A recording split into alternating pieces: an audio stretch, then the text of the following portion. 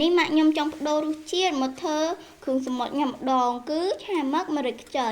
ព្រោះដល់មកទៅសោះមឹកអីញ៉ាំធម្មតាថ្ងៃហ្នឹងមកឆាមួយម្រេចខ្ចីម្ដងមើលជាដំបងយកមឹកមកសោះនៅទឹកក្តៅសិនណាសោះឲ្យវារៀងឆ្អិនសិនមកអំពូមីង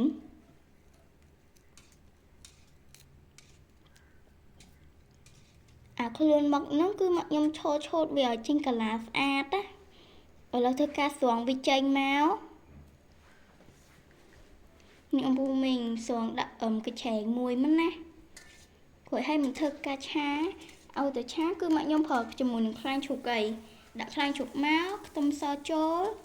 ត្រឡប់មកឆាវាទៅមកបែបនេះណាអំពូមីងឲ្យវារៀងក្រហមអីចឹងណាឥឡូវធ្វើការដាក់បន្លែចូល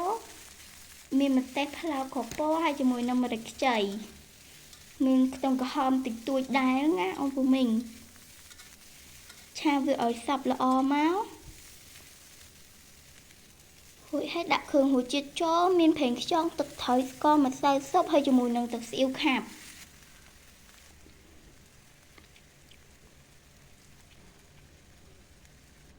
នេះដាក់ចូលចឹងមកបន្ទាប់មកឆាវាទៀតឆាទៅមកឲ្យវាឲ្យលាយគ្រឿងនឹងសព្វដើម្បីឲ្យចូលជាតិណានេះអំពូមីងបន្លែនោះគឺថាចូលជាតិមួយគ្រឿងសព្វអស់ហើយឆាទៅឆាមកបន្ទាប់មកដាក់ជាមួយនឹងមឹកចូលហើយឆាវាទៀតឆាទៅមកបែបហ្នឹងមកអំពូមីងឲ្យវាចូលមួយបន្លែចូលមួយគ្រឿងអីឲ្យមានរសជាតិឆ្ងាញ់អីចឹងណា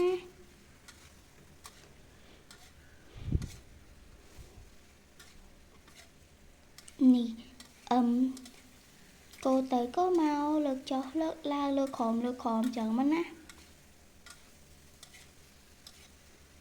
អ៊ីតូឆាមឹកម៉ាក់ខ្ញុំណាគឺថាតំទៅធ្វើលើកទី1នឹងទៅជាមួយនឹងម្រេចខ្ចីណាដោយសារអើយគូថារត់ដងញ៉ាំទៅសោះអីចឹងថ្ងៃហ្នឹងមកសាក់រសជាតិម្រេចខ្ចីម្ដងឆាឲ្យវាមើលទៅរៀងចូលជាតិសពហើយតែប៉ុណ្ណឹងហើយយកអំពូមីងធ្វើការ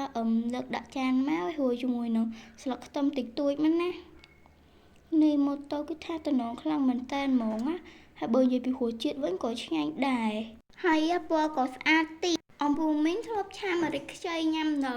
បើម៉ាក់ខ្ញុំវិញណាលោកទី1សុទ្ធសាធយកមកតែបើរសជាតិវិញណាឲ្យអួយហ្មង